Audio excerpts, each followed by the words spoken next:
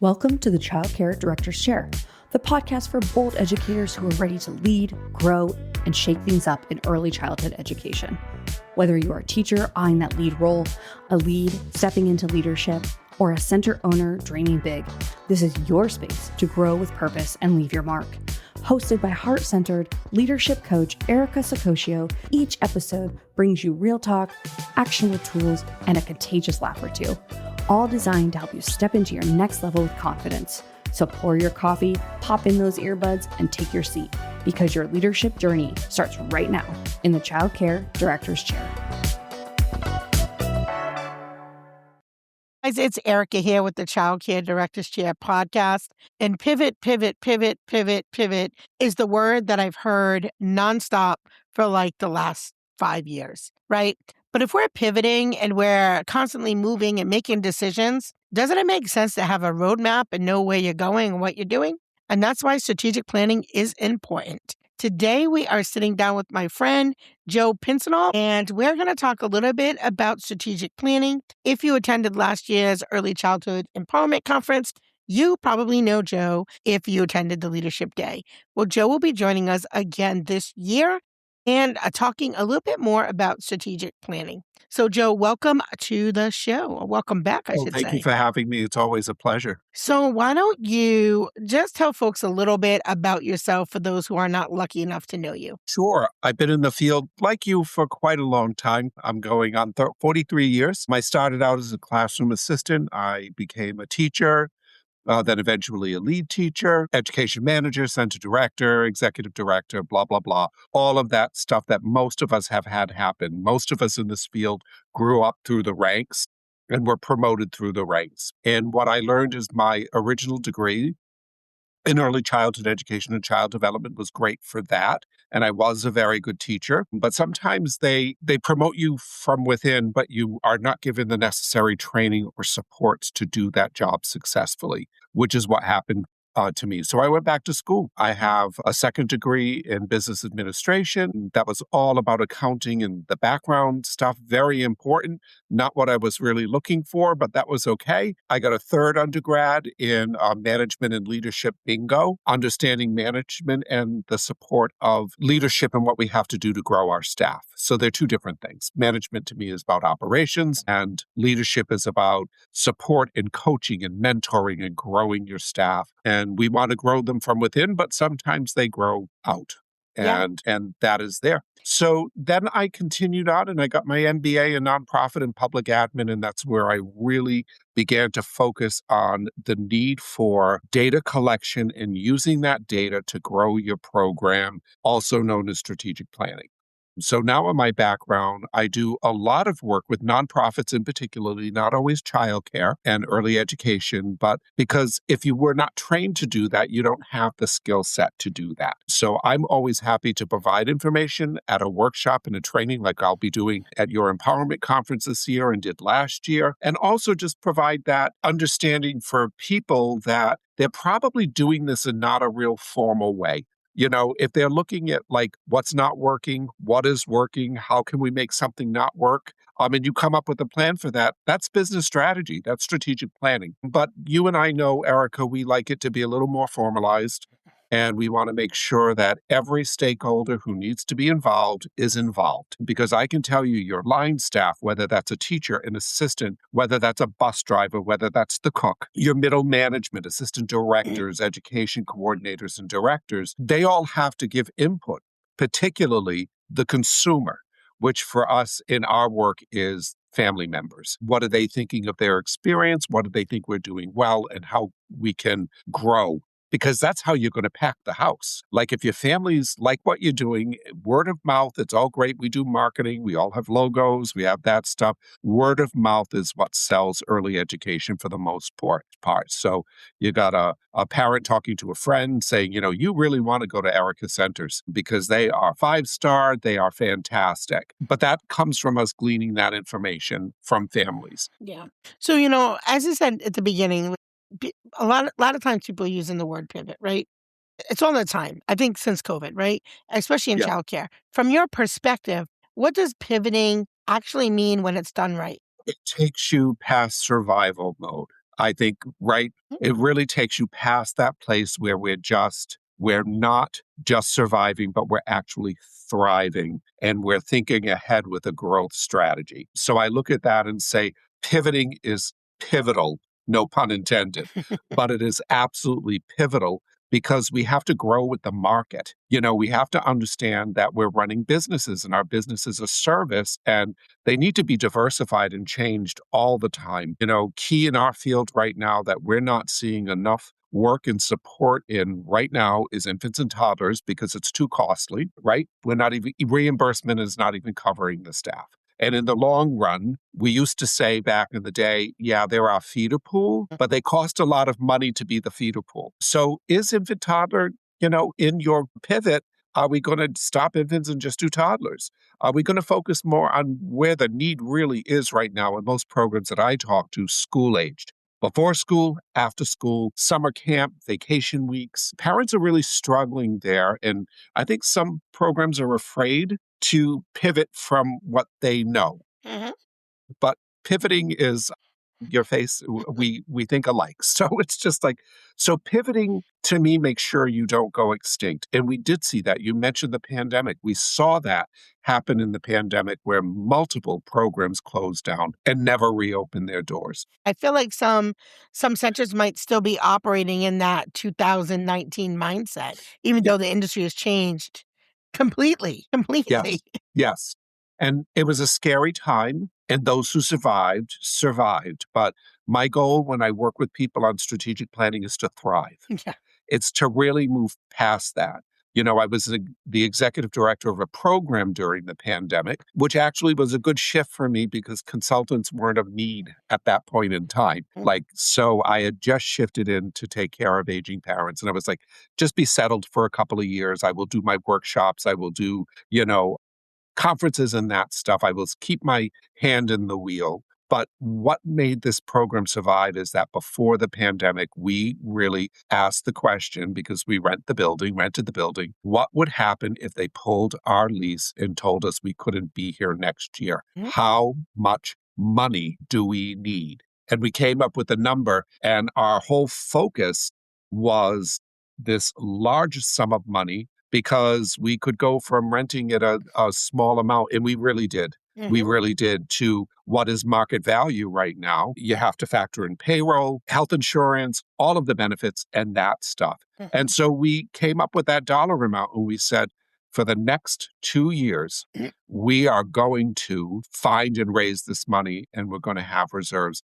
And thank God we did. Mhm. Thank God we did, because although we applied for all of the employee retention credits Mhm. and everything that came down through OPER, so wonderful, but that cash came later. And if we didn't have the cash at hand to bring our teachers back, it was going to be a challenge. I think the pandemic, so some people got stuck in that mindset related to the pandemic of we just got to get through it, we just got to get through it, we just got to get through it. Yeah. And we're post pandemic. COVID has not gone away. I just had it a couple of months ago. Yeah. Okay. Nasty variant. But the bottom line is the pandemic is over. So I think our goal should always be looking ahead, whether that's 2 years, whether that's 3 years. Yeah. I think 5 years is too far out. There's too many, Yeah. there's too many variables Yeah. that happen there. What would you say to the childcare owner who says, I don't have time for strategic planning? Well, if you don't have a plan, and I love that the whole conference is based on aviation, you don't know where you're going to fly. You got to have a flight plan, period. And so I just say, I would like you to rethink that. Like, let's shift that paradigm to understand that we do everything we do with children based on a plan. We collect data through observation, work examples, assessment. We set goals. We work towards those goals and we hope to achieve them. We have to do that programmatically. I think federal programs like Head Start understand that a little better because we had the unfunded mandate of child outcomes measurement that happened long before states were connecting that to quality. So they kind of get the understanding of strategic planning. What I caution people to and don't want to happen for them is that it's just a project Okay, so accreditation is supposed to happen, like everything you're doing for quality is supposed to stay. Okay, it's not a project, but I see that happen. We got through it. Oh my God, we've got the flame on the door. We're good, and then we see quality dip. It's the same thing with the 5-star rating in Rhode Island. It's not a project. It has to happen all the time, even if they don't stop by again for another couple of years. That to me is the same thing with strategic planning. If you're going to take the time to develop this plan, you've got to implement it. Yeah. I mean, you've got to make the time to implement it. Yeah. Yeah. I think we have such a challenge. One of the training topics that I do so often for leadership is time management. It's prioritizing where that goes. And for me, as an executive director, as a former executive director, that plan is the scope that I use to work with the board of directors to grow the program, to do all of those things. And whether you have a board or not, you're a private owner, that gives you the information to say, we've moved this forward, or we've got to stop that. It's not cost effective anymore. Yeah, I think the other thing too, when you write something down and you focus on it, it happens. Yes. Literally, I don't know what else to tell you that, but it Yeah. happens. Yeah. I mean, that's been my experience my entire adult life. Write it down, Yeah. work towards the goal, Yeah. and it happens. What happens is if you don't write it down, you don't work towards the goal. I promise you, it doesn't just automatically happen. Yeah. Yeah. Yeah. I also think it's an interesting thing that, when you're on the level of center owner, 3 centers for you, and executive director reporting to the board, whatever that is, it helps keep accountability on all levels. And I really do believe, and I just don't throw out catchphrases, I believe in quality through accountability. Like, I think if we're going to grow programming and I'm doing my job, the quality is going to come because I'm being held accountable by whether it's the owner, the executive director, the board of directors, and AEYC. When we look at all of those factors, the end result of the strategic plan is to increase quality and to not have it and to ensure growth. That's the other piece of that.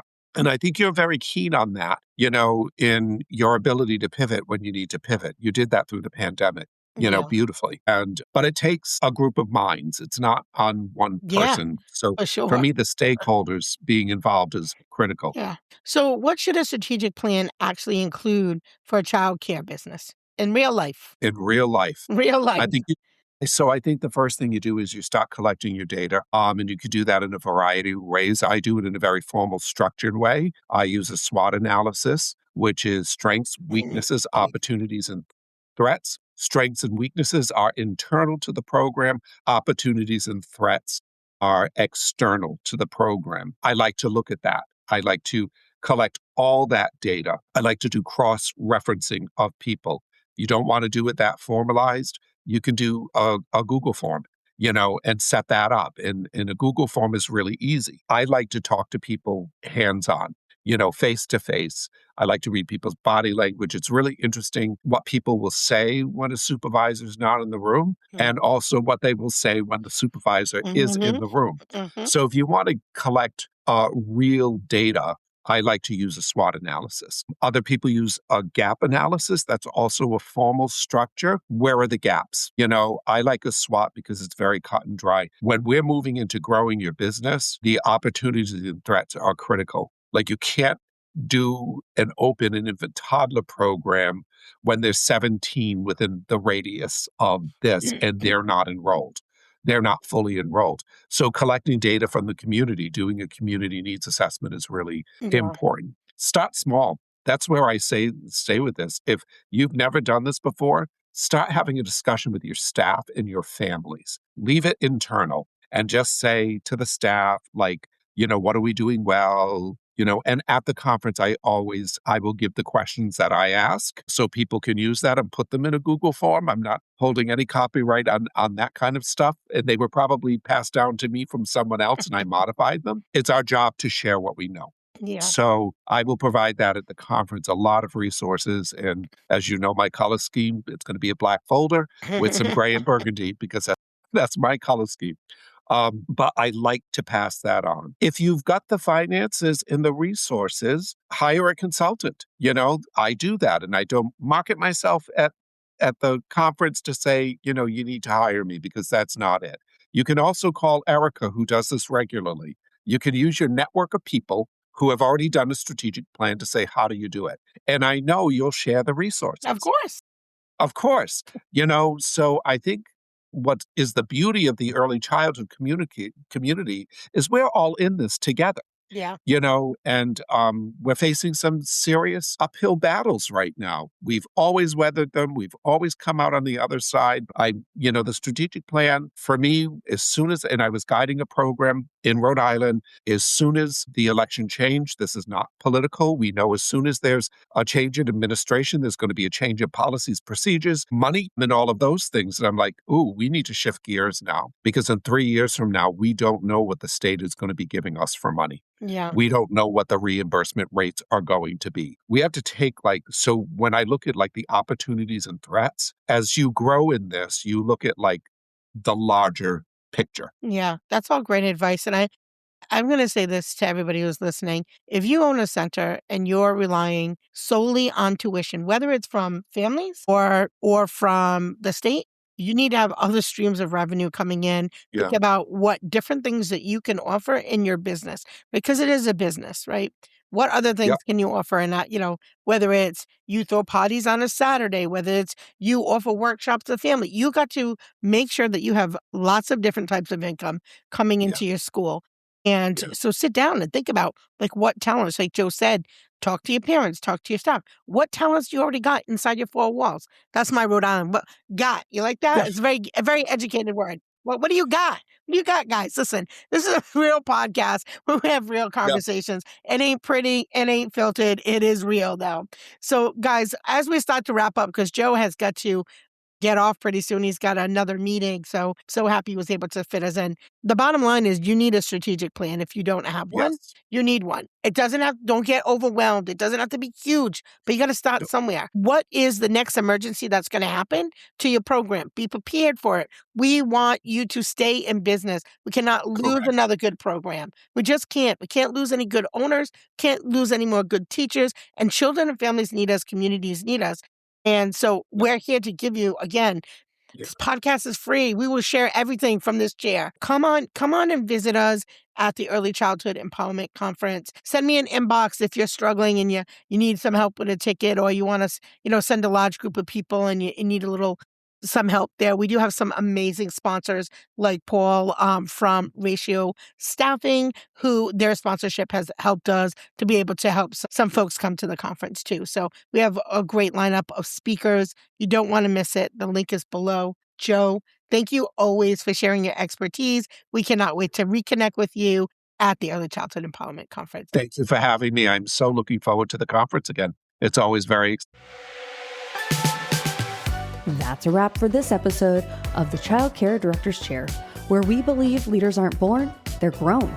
If something sparked for you today, share it, shout it out, or pass it along to the next bold changemaker in childcare.